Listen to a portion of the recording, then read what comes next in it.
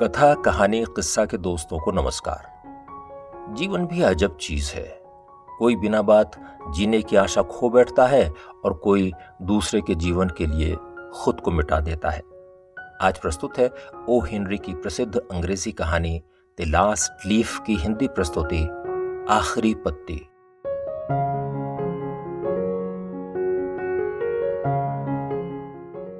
Washington square के पश्चिम के एक छोटे से इलाके की गलियां बेतरतीब सी फैल गई थीं। वो अचानक ही किसी भी दिशा में मुड़ जाती थीं। ये गलियां जमीन को छोटे छोटे हिस्सों में बांट देती थीं, जिन्हें प्लेसेस कहा जाता था।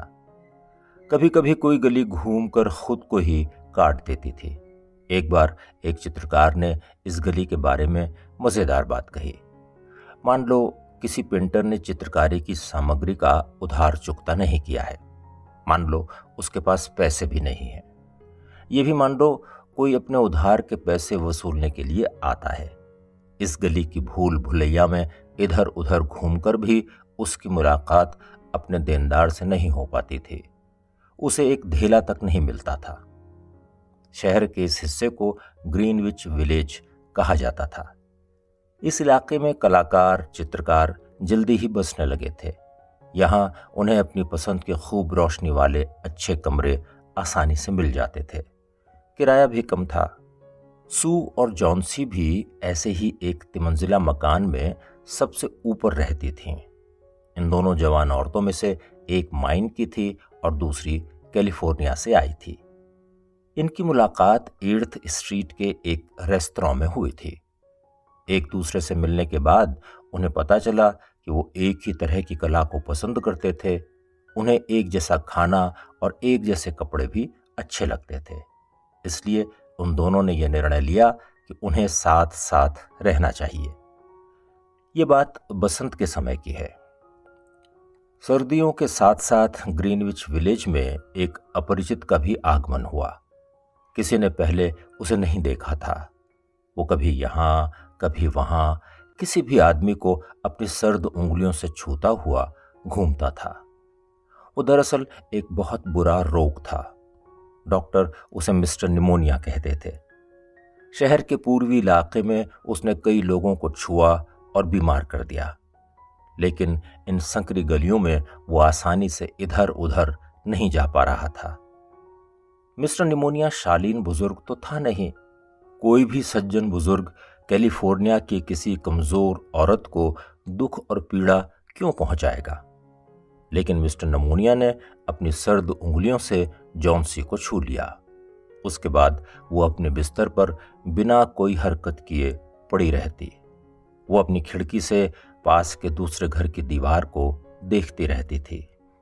एक दिन उनके घर के किसी दूसरे कमरे में एक डॉक्टर सू से धीमी धीमी आवाज में कुछ कह रहा था।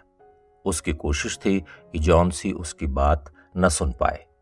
वो कह रहा था, इसका बच पाना बहुत मुश्किल है।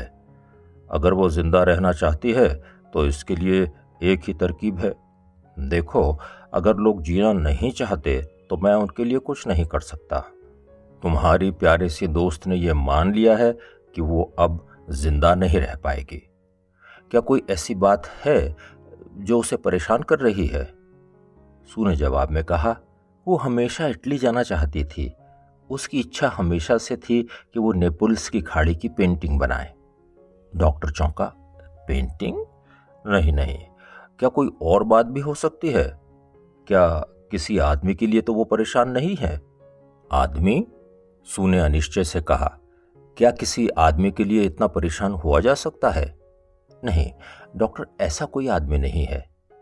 डॉक्टर ने समझाते हुए कहा, देखो, ये एक तरह की कमजोरी है। मुझसे जितना भी बन पड़ेगा मैं करूंगा। लेकिन अगर कोई आदमी सोचता है कि वो मरने वाला है तो मेरे आधे काम पर तो यहीं पानी फिर जाता है। तुम उससे जाड़ों के लिए नए कपड़ों के बारे में बात करो। सीधी सी बात है, अगर वो अपने भविष्य के बारे में सोचेगी तो उसके अच्छा होने की उम्मीद बहुत बढ़ जाएगी। डॉक्टर के चले जाने के बाद सू उस कमरे में गई जहां वो काम करते थे। वहां बैठकर वो रोने लगी। फिर वो जॉन्सी के पास गई वो पेंटिंग बनाने का कुछ सामान साथ लेकर आई थी और गुनगुना रही थी। कमजोर सी जॉन्सी चुपचाप अपने बिस्तर पर लेटी हुई थी। उसका चेहरा खिड़की की तरफ था। सू ने गुनगुनाना बंद कर दिया। वो सोच रही थी कि उसकी आवाज से जॉन्सी की नींद न टूट जाए। सू ने अपना काम शुरू कर दिया। काम करते हुए उसे लगातार एक हल्की सी आवाज बार बार सुनाई दे रही थी। वो जल्दी से जॉन्सी के बिस्तर के पास पहुंची। जॉन्सी की आंखें खुली हुई थीं और वो खिड़की से बाहर की तरफ देखती हुई उल्टी गिनती कर रही थी। वो कह रही थी 12। कुछ देर रुकने के बाद वो बोली 11। कुछ देर बाद उसने कहा 10 और इसके बाद लगभग एक साथ वो कमजोर आवाज में बोली 9, 8, 7। सू ने खिड़की से बाहर की तरफ देखा। वहां पर गिनने लायक आखिर था क्या? कुछ ही दूरी पर उसे दूसरे घर की एक तरफ की दीवार नजर आई।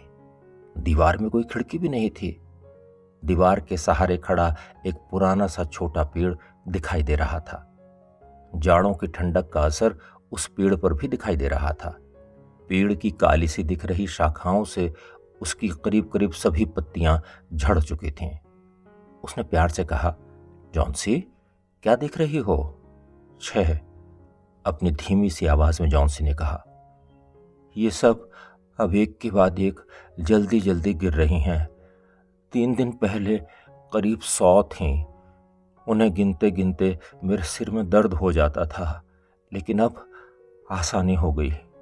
लो, एक और झड़ गई। अब केवल 5 ही बची हुई हैं। 5? सू बोली। तुम क्या कह रही हो जॉन्सी? जॉन्सी ने कहा, पत्तियां, पेड़ की पत्तियां। जिस दिन आखिरी पत्ती गिरेगी, समझो मैं भी उसी दिन चली जाऊंगी। पिछले 3 दिनों से मुझे ये बात पता है। क्या डॉक्टर ने तुम्हें इसके बारे में नहीं बताया? सू ने कहा, मैंने तो इस बारे में कभी नहीं सुना। इस बात में क्या दुख है? तुमसे एक बूढ़े पेड़ का क्या लेना देना? तुम्हारे स्वस्थ होने से इसका क्या संबंध है? तुम्हें तो ये पेड़ बहुत अच्छा लगता था। देखो, बेवकूफ मत बनो। आज ही तुम्हारे ठीक होने के बारे में डॉक्टर से बात हो रही थी। वो कह रहे थे तुम एकदम ठीक हो सकते हो। अब कुछ खाने की कोशिश करो। मैं भी कुछ काम करूंगी। इसके बाद मैं अपनी कुछ पेंटिंग्स बेचकर तुम्हारे खाने के लिए कुछ खरीद लाऊंगी, ताकि तुम अच्छी तरह से तंदुरुस्त हो सको। जॉन्सी निराशा से बोली, तुम्हें मेरे लिए कुछ भी खरीदने की जरूरत नहीं है। वो अभी भी खिड़की से बाहर की तरफ देख रही थी। वो देखो, एक और पत्ती गिरी। नहीं, मुझे खाने की इच्छा नहीं हो रही है। अब केवल 4 ही बची हैं। मैं रात होने से पहले आखिरी पत्ती को भी गिरते हुए देखना चाहती हूँ। उसके बाद मैं भी चली जाऊंगी। सू ने कहा, जॉन्सी, मुझसे वादा करो कि तुम अपनी आंखें बंद करोगी और उन्हें बंद ही रखोगी।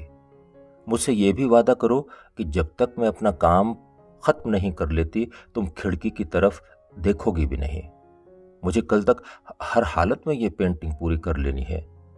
मुझे रोशनी की जरूरत है, इसलिए मैं खिड़की बंद भी नहीं कर सकती। जॉन्सी कमजोर आवाज में बोली, क्या तुम किसी दूसरे कमरे में काम नहीं कर सकती? सू ने जवाब दिया, नहीं, मैं यहीं पर रहकर काम करूंगी। मैं चाहती हूं कि तुम गिरती हुई पत्तियों को भी न देखो। जॉन्सी ने कहा, जैसे ही तुम्हारा काम खत्म होगा मुझे बता देना। उसने अपनी आंखें बंद कर लीं और बेजान से बिस्तर पर लेटी रही। उसने कहा, मैं आखिरी पत्ती को भी गिरते हुए देखना चाहती हूं। मैंने बहुत इंतजार कर लिया है, बहुत कुछ सोच भी लिया है। मैं भी गिरती हुई पत्तियों की तरह धीरे धीरे नीचे और नीचे गिरना चाहती हूं। जॉन्सी को समझाते हुए सू ने कहा, सोने की कोशिश करो जॉन्सी। मैं बेयरमैन को यहां बुलाती हूं।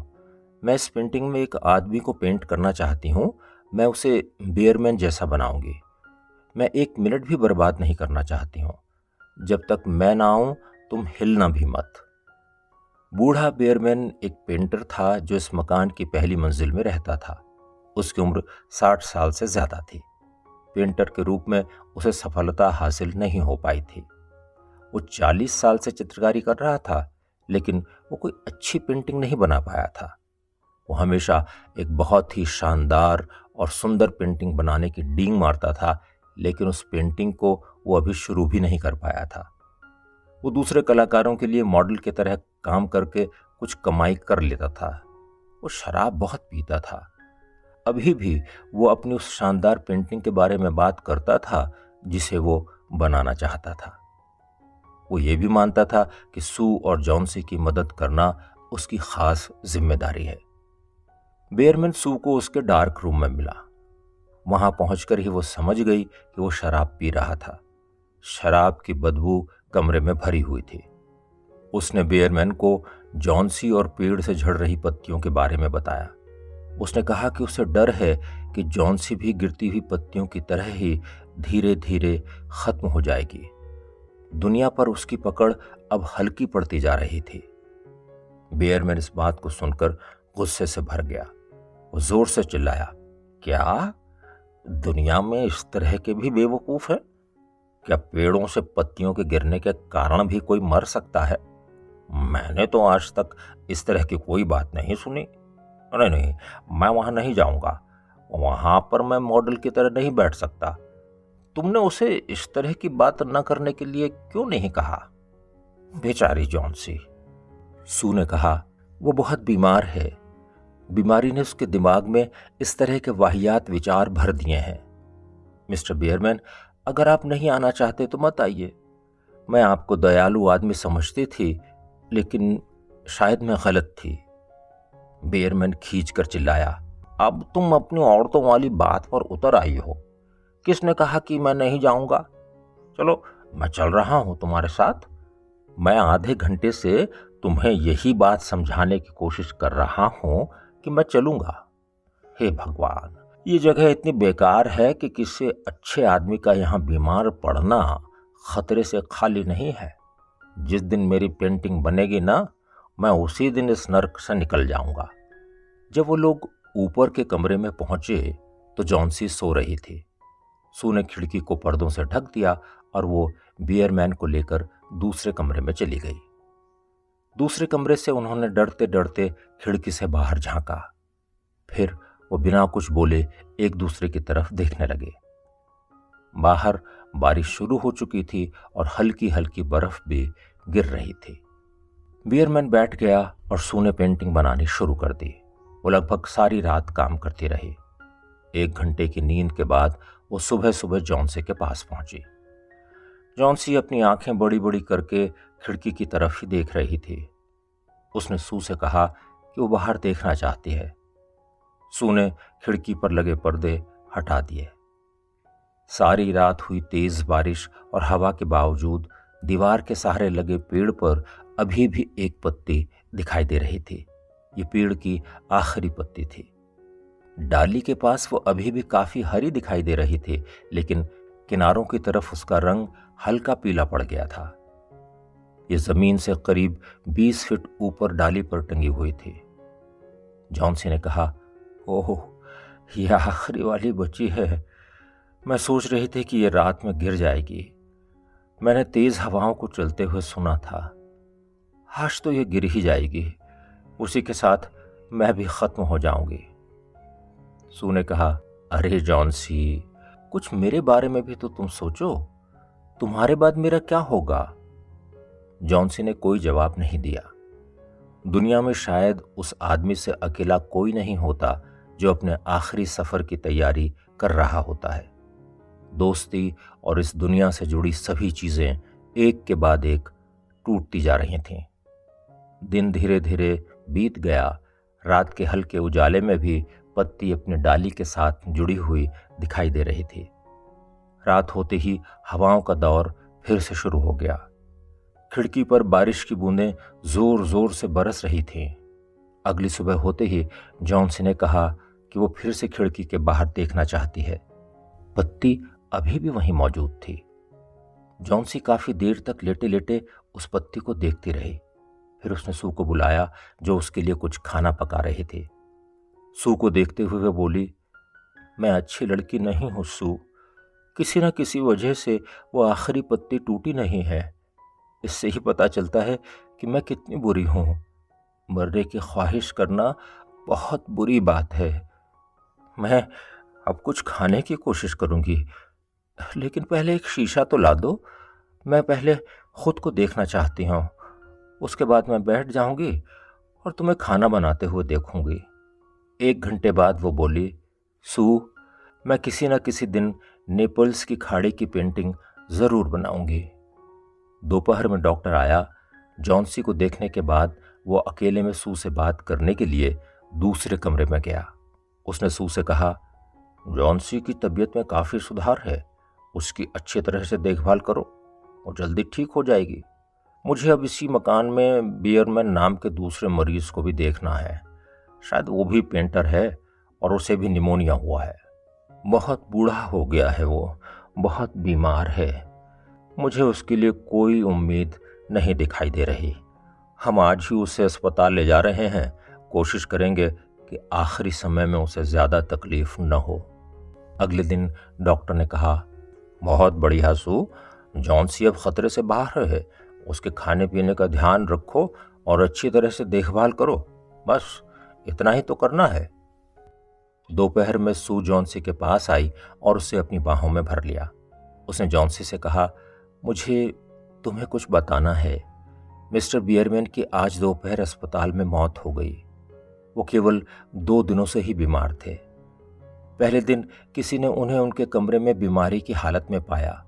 वो दर्द से तड़प रहे थे। उनके जूते और कपड़े पानी में बुरी तरह भीगे हुए थे और बर्फ की तरह ठंडे थे। सब लोग सोच रहे थे कि वो बाहर कहाँ गए थे। पूरी रात जबरदस्त ठंड थी और फिर लोगों को कुछ सामान मिला। बाहर रोशनी के लिए मिस्टर बियरमैन ने कुछ इंतजाम किया था। उनकी पेंटिंग का सामान भी बाहर मिला। हरा और पीला रंग भी बाहर ही उनके सामान के साथ पड़ा हुआ था। और खिड़की से बाहर दीवार की तरफ उस आखिरी पत्ती को तो देखो। तुम्हें ऐसा नहीं लगता कि तेज हवा के बावजूद वो पत्ती हिल नहीं रही है? ये बियरमैन की वो शानदार पेंटिंग है जिसे वो बनाना चाहते थे। उन्होंने उसी रात को इस पेंटिंग को पूरा किया था जिस दिन पेड़ से आखिरी पत्ती टूटकर नीचे गिरी थी।